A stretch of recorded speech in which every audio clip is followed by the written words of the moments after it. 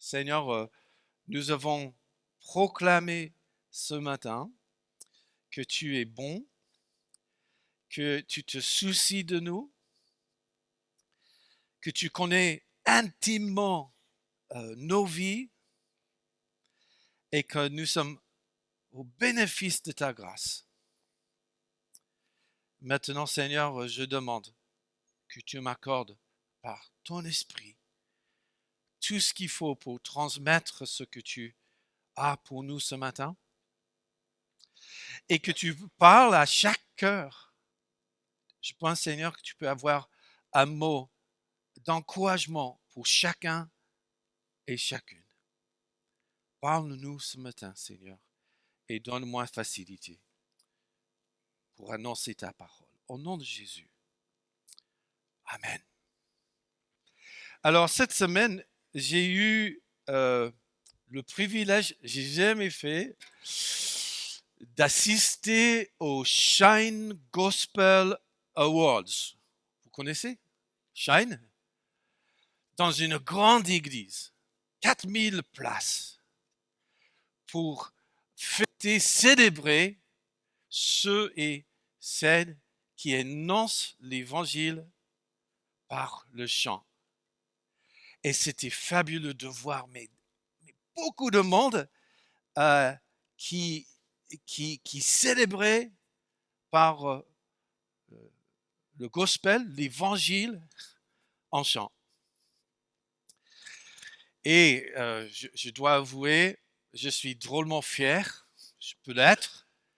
Ma fille chantait dans un clip vidéo, peut-être vous l'avez vu sur YouTube, un chant qui s'appelle Guérir, qui parle de comment le Seigneur peut guérir les vies brisées relationnellement, il peut rétablir. Et elle et son équipe a gagné le prix de meilleur clip de l'année.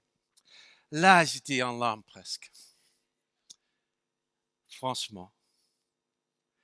Mais ce qui m'a touché peut-être le plus, c'est que chaque personne qui était récompensée pour son œuvre pour le Seigneur a remercié bien sûr les équipes, les personnes qui ont aidé avec la réalisation des chants, etc. Mais encore plus, il disait, en fait, il n'y a pas de gagnants et perdants ce soir. Nous sommes tous ensemble pour proclamer la grandeur de Dieu. Ils disent, je suis reconnaissant de recevoir ce prix, mais c'est rien. Ce qui est quelque chose, c'est Jésus-Christ. Et j'étais touché parce que plusieurs personnes ont dit dans cette cérémonie, c'est Jésus qui a transformé ma vie. Alors, je ne sais pas pour vous, mais je suis horriblement reconnaissant pour la façon que Dieu intervient dans ma vie,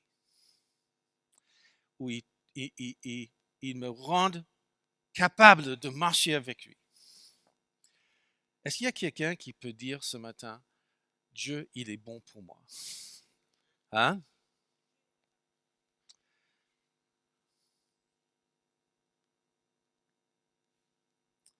Alors, la semaine dernière, j'étais pas là, mais j'ai entendu qu'il y avait 2 personnes baptisées. Vous êtes là, les baptisés? Il y avait une deuxième? Non, il n'est pas en... Ouais. Alors, c'était fort, hein? Ah ouais. Ah ben oui. Et ce qui est frappant, c'est qu'on constate aujourd'hui que Dieu, il touche et transforme les vies encore aujourd'hui, là. Et en fait, souvent, on utilise ce langage, j'ai une relation personnelle avec Dieu. Dieu se fait connaître. Alors, dans quelques semaines, merci pour le chant ce matin. On va fêter, célébrer Noël. Ce moment qu'on nous nous souvenons que l'Éternel est descendu sur terre pour vivre avec nous. Dieu s'est révélé en Jésus-Christ. Alors, mais j'ai une question. Il est comment Jésus? Certains voient Jésus comme un grand enseignant, super sage, brillant. D'autres voient Jésus comme un libérateur, celui qui nous libère. Juste entre nous, qui est Jésus pour toi? En un mot, si quelqu'un vous demande, il est comment Jésus, que diriez-vous? Est-ce qu'il y a quelqu'un qui ose dire, Jésus, il est sauveur, Seigneur, hein? Roi, prince de la paix, fils de Dieu, créateur. Alors, Jésus, il s'est donné lui-même plusieurs façons de connaître. Et il a dit ceci, on va voir si on peut voir. Ah, non, voilà, il dit ceci. Je suis le bon berger. Le berger donne sa vie pour ses brebis. Une façon de décrire Jésus, c'est Jésus, c'est mon berger. Et ce que je vous propose ce matin, c'est cette idée que si nous voulons connaître vraiment le cœur de Dieu, il faut comprendre son cœur de berger. Et pour le faire, nous allons regarder le psaume 23. C'est le passage qui est peut-être le plus connu de la Bible, écrit par le plus grand roi d'Israël. Et dans ce passage, David décrit avec simplicité sa relation avec le Seigneur. Alors, je propose qu'on se lève pour lire ensemble à haute voix ce passage. Et je vais voir si mes... Ah, voilà. C'est le psaume 23 dans la version du Semeur. L'Éternel est mon berger, je ne manquerai de rien. Grâce à lui, je me repose dans les prairies verdoyantes. Et c'est lui qui me conduit au bord des eaux calmes. Il me rend des forces neuves, et pour l'honneur de son nom, il me mène pas à pas sur le droit chemin. Si je devais traverser la vallée où règnent les ténèbres de la mort, je ne craindrai aucun mal, car tu es auprès de moi. Ta houlette me conduit et ton bâton me protège. Pour moi, tu dresses une table aux yeux de mes ennemis. Tu oins de parfum ma tête, tu fais déborder ma coupe. Oui, toute ma vie, ta bonté et ton amour m'accompagneront et je pourrai retourner au sanctuaire de l'Éternel tant que je vivrai. Amen. Vous pouvez vous asseoir.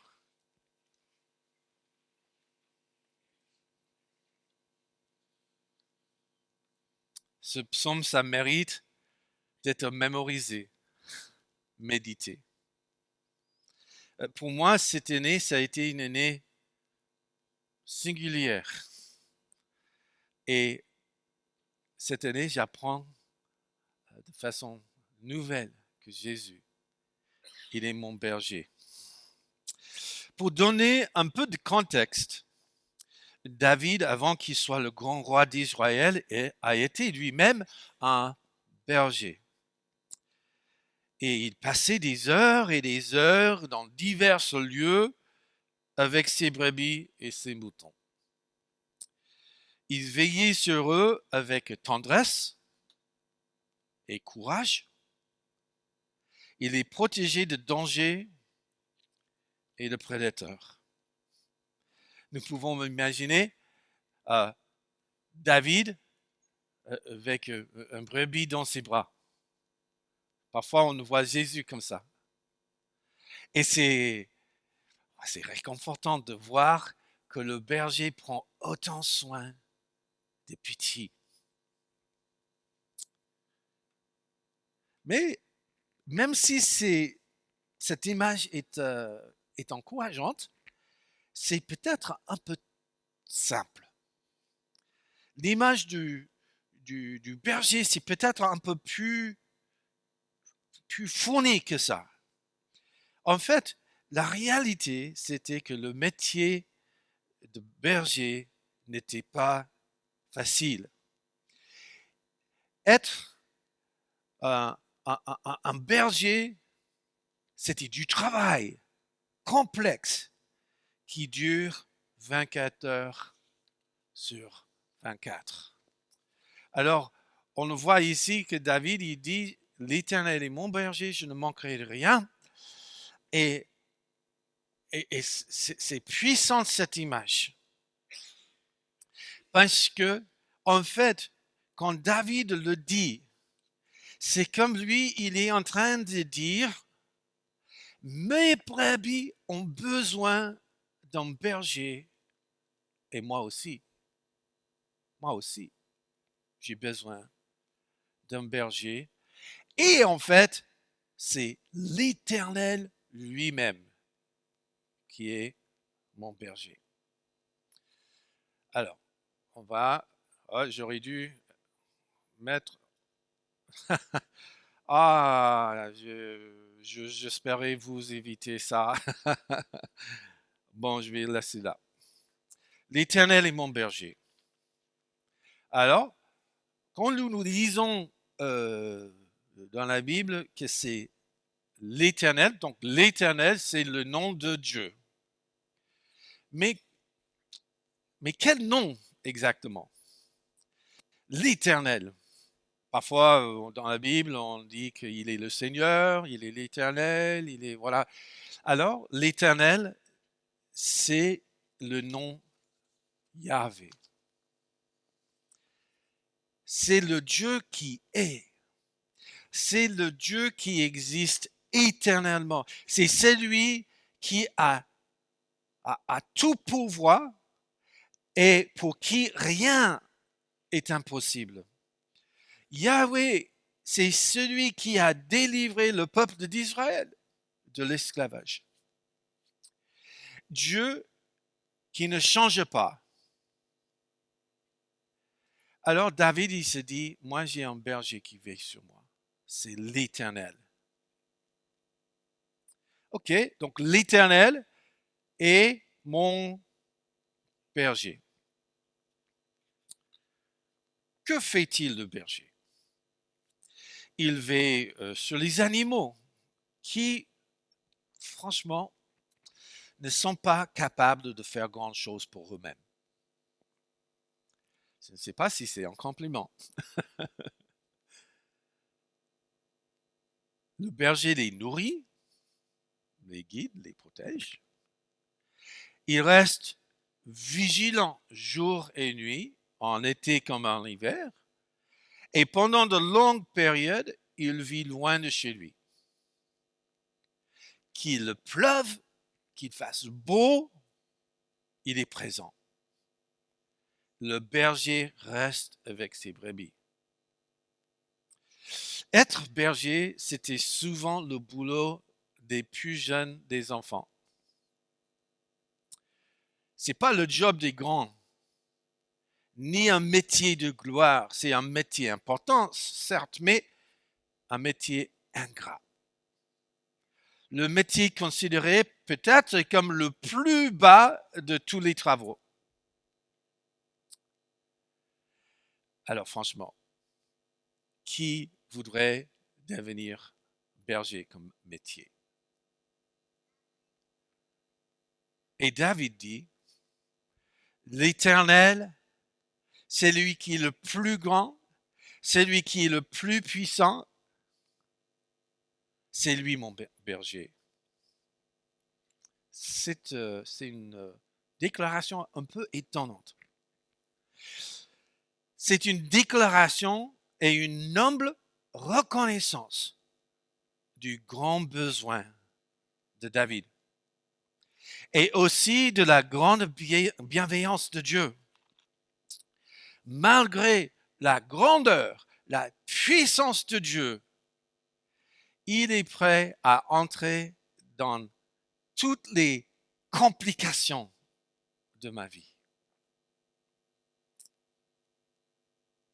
Alors, David écrit ce psaume pour dire, j'ai besoin d'un berger. Mon berger, c'est le Seigneur. Je ne manquerai de rien, de tout. Alors, pourquoi David ne manque de rien? De quoi exactement a-t-il besoin? Dans le psaume 23, nous allons voir que David dit explicitement que Dieu a fait 3 choses pour lui. D'abord, pour vous qui aimez écrire des notes, Dieu renouvelle. Voilà. Donc Dieu le renouvelle. La deuxième chose qu'il fait, c'est que Dieu le protège. Et la troisième chose qu'il fait, c'est que Dieu lui accorde sa faveur.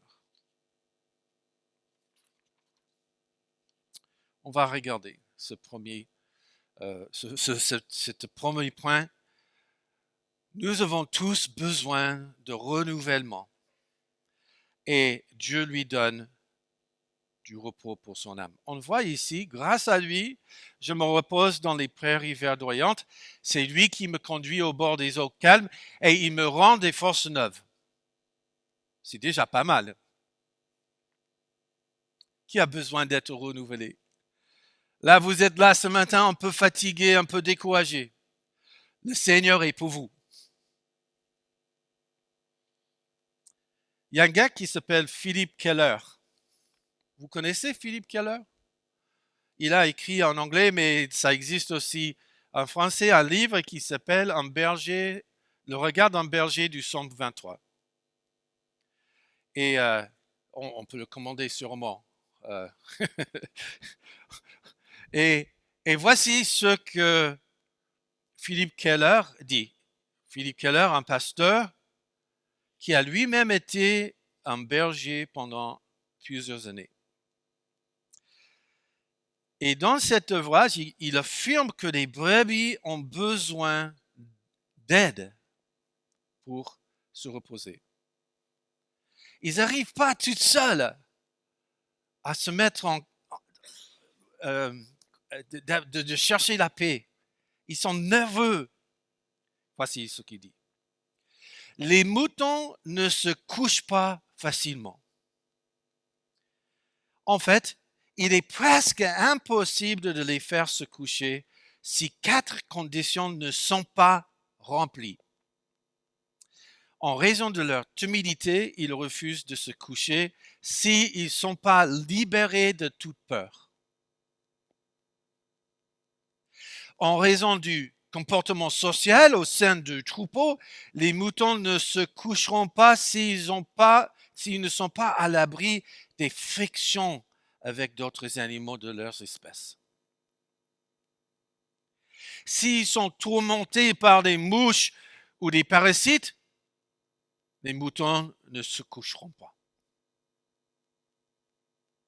Ce n'est qu'une fois débarrassés de ces parasites qu'ils peuvent se détendre.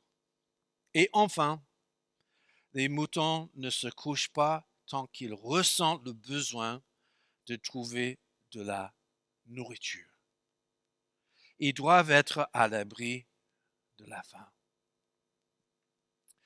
Donc voici une situation où on imagine que, voilà, une image parfaite où là il y a un troupeau etc. Mais vous voyez, les amis, c'est pas toujours comme ça.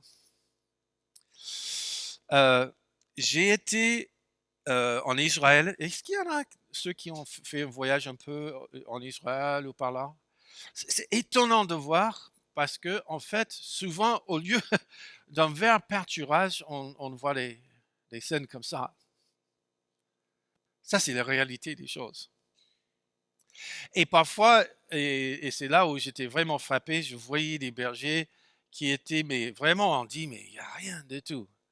Voilà, comme ça. Mais la Bible nous dit qu'il nous envoie vers pâturage. Il nous amène au bord des volcans. Alors, donc, ce que Keller a dit, on a besoin pour nous reposer de 4 choses. Il faut qu'on soit libéré de la peur. Il faut qu'on soit sans friction entre nous. Il faut qu'il n'y ait pas de bêtes qui nous embêtent, des petites mouches. Et il faudrait que on soit pas, on n'a pas faim. Mes amis, les moutons ne sont pas les seuls à être perturbés par ces éléments. La peur et l'anxiété est presque omniprésent dans notre société. Nous avons besoin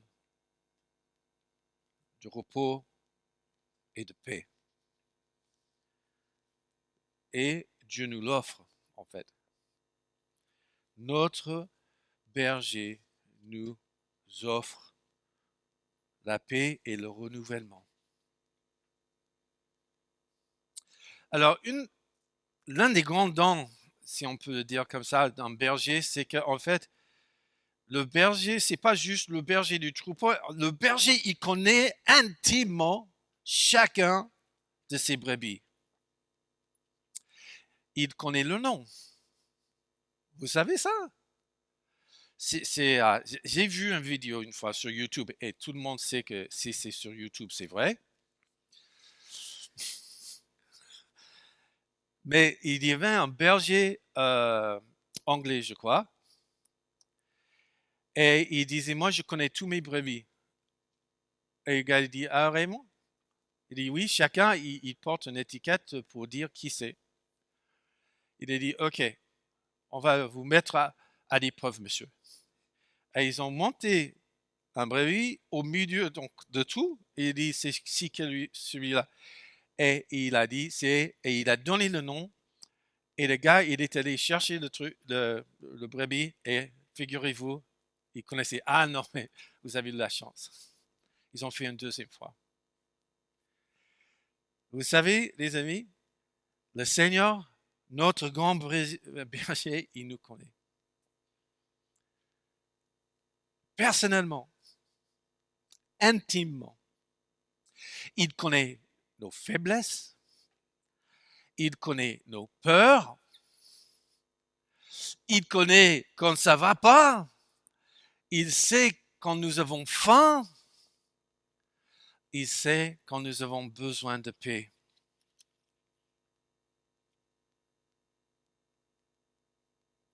Alors, quelle est la solution quand nous sommes perturbés, anxieux et faibles? En fait, ce n'est pas de méditer nos angoisses. Ce n'est pas de focaliser sur nos problèmes et nos peurs. La solution, en fait, est de regarder celui qui veille sur nous avec une générosité et une bienveillance éternelle. Alors, l'apôtre Paul nous donne, et c'est pour cette raison, pardon, que l'apôtre Paul nous exhorte avec ce verset, et peut-être vous connaissez, ne vous mettez en souci pour rien, mais en toute chose exposez vos besoins à Dieu. Adressez-lui vos prières et vos requêtes, en lui disant aussi votre reconnaissance. Alors, la paix de Dieu, qui surpasse tout ce qu'on peut concevoir, gardera votre cœur et votre pensée sous la protection de Jésus-Christ. Mes amis, c'est disponible pour nous tous, à tout moment, le repos de Dieu. Et David connaissait cette vérité. Il était convaincu que l'Éternel prend soin des siens. Au moment des preuves les plus importantes de sa vie, David comptait sur la fidélité et la bienveillance de Dieu. Et nous? Est-ce que nous connaissons vraiment, au plus profond de nous-mêmes, que Dieu veille sur nous? Est-ce que nous sommes convaincus que Dieu nous connaît intimement et nous aime? Qu'il connaît tous nos besoins, toutes nos faiblesses, et tout de même, il vient pour nous fortifier, pour nous restaurer, pour nous donner sa paix. Parfois, on a l'impression, Dieu, il se tient à distance jusqu'à ce que je mette les choses en règle dans ma vie. Vous avez jamais eu cette expérience-là où on se dit, je sais que Dieu m'aime, mais je me sens pas bien avec lui. Donc, je vais nettoyer ma vie un petit peu, et comme ça, il va vouloir être avec moi. Mais c'est pas comme ça marche. Dieu, il dit, je vois. En fait, j'anticipe en fait que vous aurez besoin de moi. Tout ce qu'il faut, c'est juste m'appeler. Dieu l'affirme. Dieu lui fait reposer dans les pâturages verdoyantes et qu'il nous guide auprès des eaux calmes. Dieu lui rend des forces neuves. Son âme est renouvelée. Alors, il y a une photo que je vais vous montrer dans une seconde, mais c'est intéressant, cette petite phrase-là. Il me rend des forces neuves. J'aurais imaginé que ça veut dire que, en fait, quand je suis à zéro, Dieu, il me rebooste. Ça peut être ça, effectivement. Mais c'est encore plus... C'est plus imagé que ça. Parce que cette phrase il me rend des forces neuves, c'est comme David est en train de dire, en fait, je pense que c'est dans le seconde, Louis II, il dit, il restaure mon âme. C'est-à-dire, la situation est grave. Voilà. Est-ce que vous savez que quand un mouton est dans une pâturage et il tombe sur son dos, il va pas pouvoir se relever. Il peut pas. Et donc, qu'est-ce qui se passe en fait? Il trouve un petit coin où il est tout confortable. Il commence à faire comme ça, voilà. Et s'il ne fait pas attention, il y a un moment où son poids le fait basculer et ses pieds montent. Et une fois qu'il est dans cette position-là, il ne peut plus mettre les pieds sur terre. Et la raison pour laquelle c'est grave, c'est pas juste parce qu'il y a des ennemis qui peuvent venir l'attaquer. C'est qu'en fait, dans les conditions, certaines conditions, si lui, il se relève pas dans une période assez courte, quelques heures, il va mourir. Et donc, le job du berger, c'est de veiller à ce que quand il y a un mouton qui tombe, et il se trouve dans des situations mais impossibles, il n'arrive même pas à se relever, il est en danger de mort, que le berger vient et il restaure son âme. Il remet ce pied. Des amis, franchement, on habite dans un monde qui peut être très violent. Il y a des choses qui arrivent dans nos vies et on se dit, mais qu'est-ce que je vais faire? Je suis au bout. Où est-ce qu'il est, Dieu?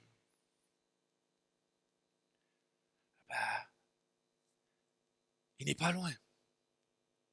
Et ça peut prendre du temps, mais Dieu, il nous restaure. Merci Seigneur. Dans le passage qui suit, il nous dit aussi que pour l'honneur de son nom, il nous mène pas à pas sur le droit chemin. Et si je devais traverser la vallée où règnent les ténèbres de la mort, je ne craindrai aucun mal. Pourquoi? Parce que tu es auprès de moi. C'est pas que le brebis lui-même, il est tellement confiant de ses capacités. Non, c'est pas ses capacités à lui. C'est celui qui est avec. Ta houlette me conduit, ton bâton me protège. Alors, je suis super reconnaissant parce que, pour être honnête, parfois je ne sais pas comment va se passer, bon, nous tous, comment est-ce que ça va se passer la semaine prochaine?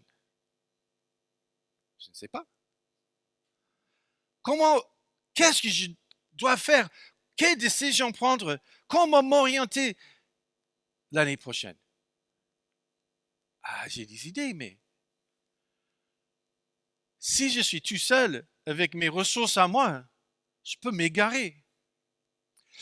Mais ce qui est intéressant dans ce psaume-là, c'est que David, il savait que quand il déplaçait des brebis d'un champ à l'autre, parfois il a fallu passer par des endroits dangereux. Et quand il passait par les endroits dangereux, il n'avait rien à craindre. Pourquoi? C'est pas parce que des endroits n'étaient pas dangereux, ils étaient. Mais c'est grâce à celui qui était son berger qui l'accompagnait. Alors les amis, franchement, dans la vie, il y a des choses difficiles à vivre. Est-ce que vous avez déjà vu des situations, mais on dit, mais Seigneur, comment est-ce que je vais traverser ça? Et le Seigneur ne nous quitte pas. Il est avec nous. Il ne nous dit pas, débrouillez-vous, on se verra de l'autre côté. Il nous montre le chemin à prendre et parfois ce chemin-là, on traverse des moments difficiles, on traverse des circonstances impossibles, on se dit mais j'ai plein de peur en moi, je ne sais pas comment faire face à tout ça, mais c'est pas ton boulot parce que le Seigneur nous protège. Est-ce que vous avez vu, vous savez ce que c'est une houlette? Ah, il faut que j'achète une houlette. Vous savez ce que c'est? Bah, c'est un truc, voilà, un bâton avec un crochet comme ça. Et vous savez pourquoi c'est utilisé? C'est pour juste en douceur, quand le berger a besoin de diriger un mouton, un brebis, il le prend par la patte, comme ça, il fait hop, juste assez de temps pour l'immobiliser, et après il le reprend et il le met sur le bon chemin. Juste note, si le berger le fait avec violence, le brebis panique. Par définition, le berger est doux. Sinon, ça va créer le panique. Et donc, il a sa houlette pour diriger, pour aider, pour orienter.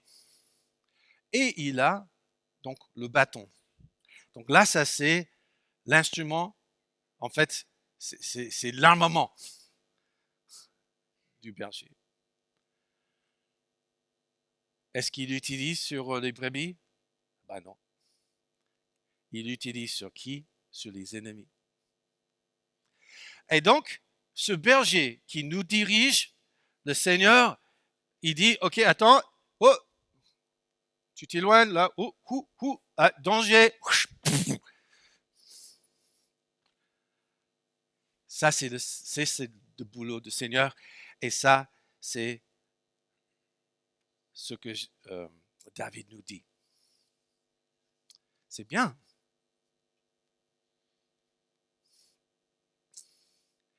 Alors. Oh, on s'est allé trop vite. Je voulais juste nous rappeler que parfois il y a des choses qui nous font peur et Pierre nous rappelle, il ne veut pas que toutes ces choses qui nous font peur nous distraient. Ne vous laissez pas distraire. Soyez vigilants. Votre adversaire, le diable, rôde autour de vous comme un lion rugissant qui cherche quelqu'un à dévorer. Mais nous avons un berger qui nous protège, qui est plus grand que celui-là.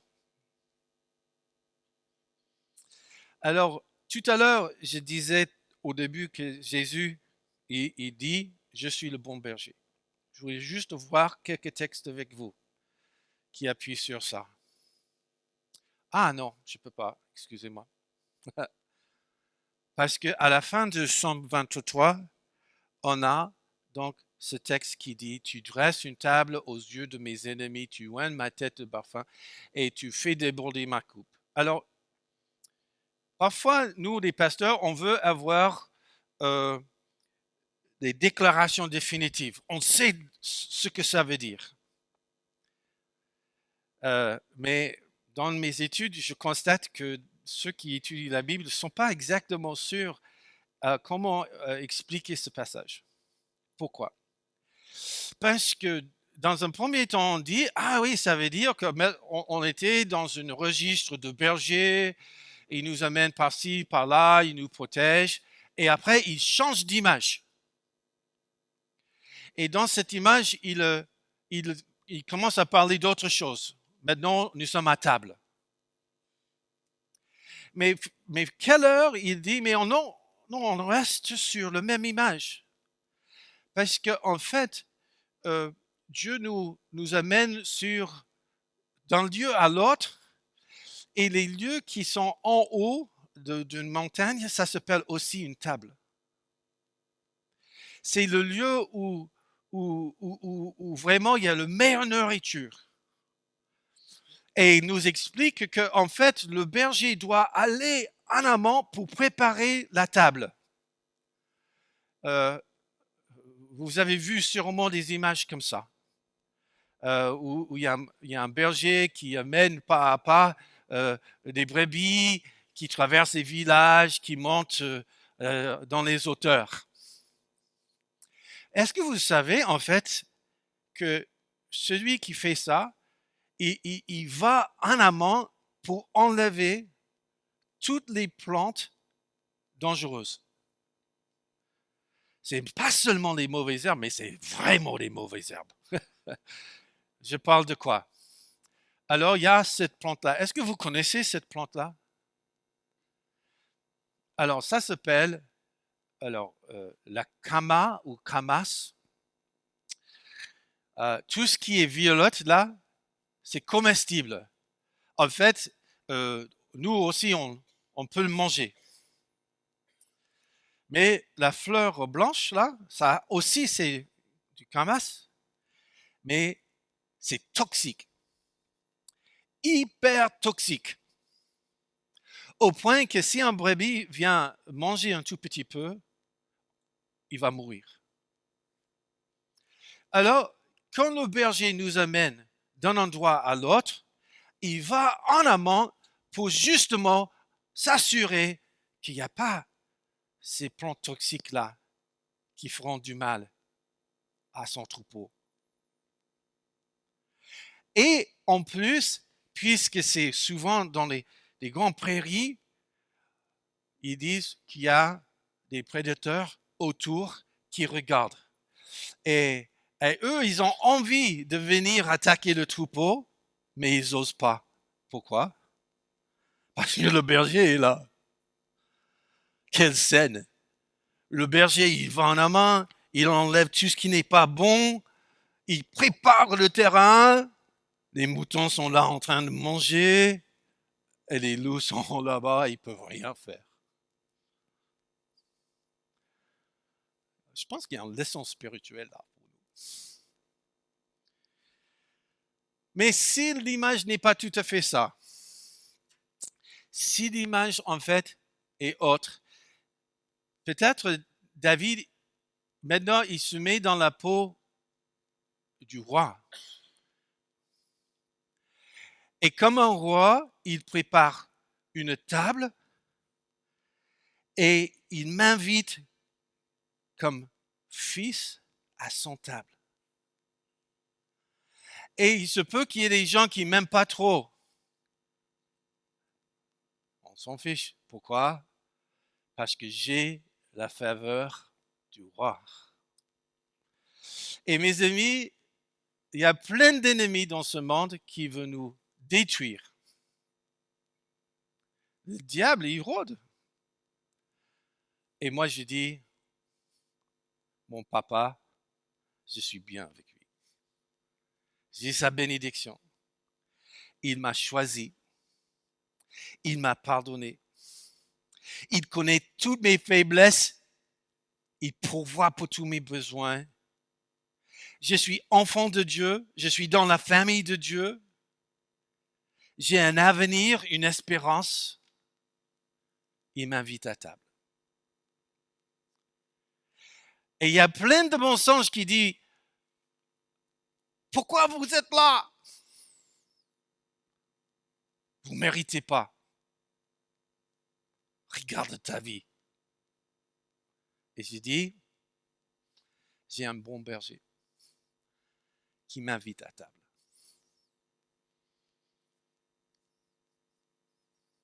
Quelle bénédiction. Alors, toute ma vie, ta bonté et ton amour m'accompagneront et je pourrai retourner au sanctuaire de l'Éternel tant que je vivrai. L'Éternel, Dieu puissant, il est mon berger et il fait en sorte que à tout moment, je peux retourner dans sa présence, dans son temple. Amen. Alors Jésus, il a dit, je suis le bon berger. Le bon berger donne sa vie pour ses brebis. David, il parlait du bon berger qui connaissait le Père éternel. Et le Père éternel s'est fait chair. Et Jésus dit, c'est moi, le bon berger. Je suis le bon berger, je connais mes brebis et mes brebis me connaissent.